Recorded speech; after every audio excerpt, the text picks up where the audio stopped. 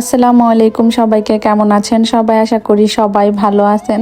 সকালে ঘুম থেকে দুলাভাই অনেক বেশি ডাকাডাকি করে উঠাইছে, কারণ এত সকালে উঠতে ইচ্ছা করতেছিল না, আর উঠা তো খাবারও খাইতে ইচ্ছা করতেছিল না। এখানে ভাইয়া 2 রকম নাস্তা আনছে, মানে 2 রকম রুটি আনছে আর কি। ওই যে কালো যে তিল দেওয়াটা না, ওইটা ভাইয়া আমাদের অনেক বেশি জোরাজুরি করছে খাওয়ার জন্য। তবে আমরা 2 বোনের 1 বোনও খাই নাই, ভাইয়া খালি একটু খাইছে, পরে পুরাটাই ফালানি গেছে। আসলে ট্রাইও করতে ইচ্ছে করতেছিল না। ওইটা চিজ রুটি ছিল, কি যেন নাম বললো ভাইয়া। তারপরে নাস্তা করার পরে এখানে দেখলাম ভাইয়া আবার শাক আনছে, ধনিয়া পাতা আনছে, 2-3 রকমের শাক আনছিল, সাথে অনেকগুলা মুরগির কলিজা গিলা, তারপরে হচ্ছে ঠ্যাং আনছিল, আবার লেগ পিসও আনছিল কিছু।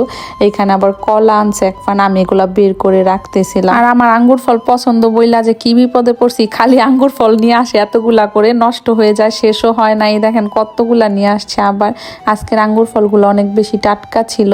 তারপরেই তো আপু এইখানে রান্না বসায় দিছিল, ওই আপুটা আবার সবকিছু কাটাকাটি করে দিছিল। আমি আবার ঘুমাইছিলাম একটু, ঘুম থেকে উঠে দেখি যে আপু রান্না বান্না শেষ। আজকে অনেক শর্টকাট রান্না করছে, কারণ রাতে আবার সবাই খিচুড়ি খাইবো, এর জন্য। আসলে প্রতিদিনই রাতে এটা ওইটা খাওয়া হয়, তারপর আপু অনেক কিছু রান্না করে। তবে আমি আজকে বলছি কমায় রান্না করিস, এত খাওয়া হয় না। তারপরেই তো আপু এখানে চিকেন মাখায় রাখছিল, তারপরে আমি এখন এগুলাকে কর্নফ্লাওয়ার আর আটা দিয়ে ডিম দিয়ে মাখাই নিতেছি। আজকে চিকেনটা অন্যরকম ভাবে ফ্রাই করতেছি।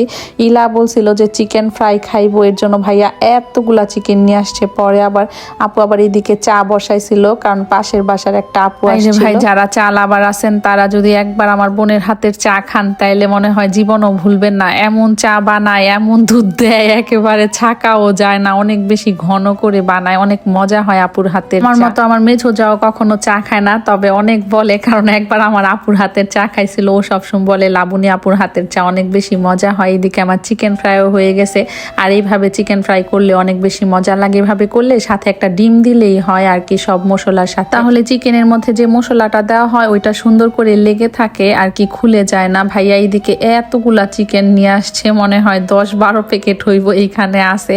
কারণ ইলা বলছে কি চিকেন ফ্রাই খালামনির হাতেরটা অনেক বেশি মজা লাগে। ভাইয়া বলে কি চিকেন আইনা দিব বেশি করে, তুমি খালি ওদের চিকেন ফ্রাই বানায় খাওয়াই। আসলে বাচ্চাদের এত চিকেন খাওয়াও ঠিক না, তবে ইলা তো চিকেন ছাড়া কিছুই খায় না। এই যে চিকেন ফ্রাইটা বলতেছিল অনেক মজা হয়েছে খালামুনি। খাওয়া দাওয়া শেষে আমরা এখন রাত্রেবেলা যাইতেছি হচ্ছে পার্কে। আজকে একটু দেরি করে যাইতেছি, সব আপুরা ভাইয়ারা মিলে রাতে ডিনার করবে। ভাইয়া এখানে দুষ্টামি করতেছিল আমাদের সাথে, আর লগ্গন নিয়ে আসছে সাজানোর জন্য অনেকগুলা। আপু এখানে খিচুড়িগুলা বের করতেছিল, মানে লগ্গনে সাজাইতেছিল, আর খিচুড়িগুলো একটা আপুর বাসায় রান্না করছে। খিচুড়ির সাথে খাওয়ার জন্য অনেকগুলা মাছ ফ্রাই করে আনছিল, বড় বড় মাছ ফ্রাই গুলো আজকে অনেক বেশি ভালো লাগছে। আমার মাছ তেমন একটা পছন্দ না, তবে আজকে অনেক ভালো লাগছে। ভিডিওতে তেমন একটা বোঝা যাইতেছে না, তবে মাছগুলো অনেক বেশি বড় ছিল। ভিডিওতে মনে হচ্ছে ছোট ছোট, তবে একটা মাছ একটা লগ্গনে হইতেছিল না, এত বড় ছিল। এই দুইটা একটু ছোট ছিল, তবে এখন যেগুলা বের করবে ওইগুলা আরো বেশি বড় ছিল। এই দেখেন কত বড় বড় মাছগুলা দেখতে যেমন সুন্দর লাগছে, খাইতেও তেমন মজা লাগছে। বাচ্চারাও এই ফিশগুলো অনেক বেশি পছন্দ করে, সবাই আমরা অনেক মজা করে খাইছি। রুনা আপু এখানে মাছগুলা বের করতেছে, আর আমি শুধু রুনা আপুর নামই নেই, আর আপুদের নাম নেই না। সত্যি বলতে আর আপুদের নাম আমি জানিও না।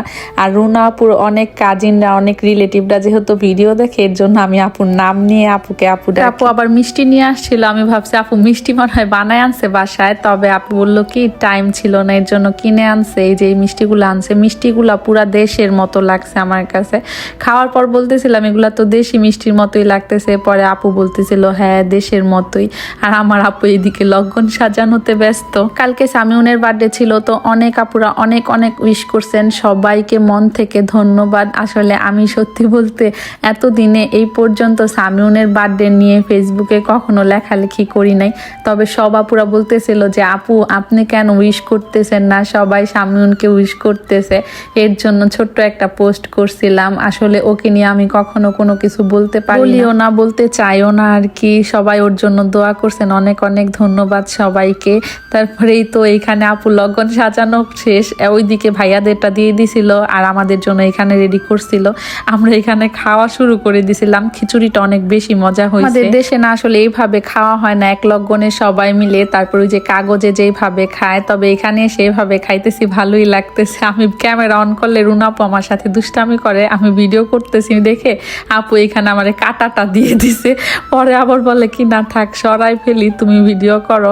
তারপরে এখানে খাওয়া দাওয়া শেষে সবাই একটু একটু মিষ্টি খাইতেছিলাম। খিচুড়ি সবাই এত বেশি খাইছি যে মিষ্টি খাইতে ইচ্ছে করতেছে না, তারপরও একটু একটু করে খাইতেছিলাম, বলতেছিলাম আপু না হলে আবার কষ্ট পাবে। ফার্স্টে তো আমি ভাবছি আপু কিনে আনছে। এখানে খাওয়া দাওয়া শেষে আরহা সামন দুষ্টামি করতেছে। খাওয়া দাওয়ার সময় ইলা আর আরহা হচ্ছে কই যে থাকে, ওদের ডাইকাও আনা যায় না আর কি, খেলাধুলা করে। তো খাওয়া দাওয়া শেষ হইলে পরে ওরা আসে, ওরা একদিনও আমাদের সাথে খায় না। এখন আমরা বাসায় চলে যাব। তো আজ এই পর্যন্তই, কথা হবে অন্য কোনো ভিডিওতে। সবাই ভালো থাকবেন, আল্লাহ হাফেজ, আসসালামু আলাইকুম।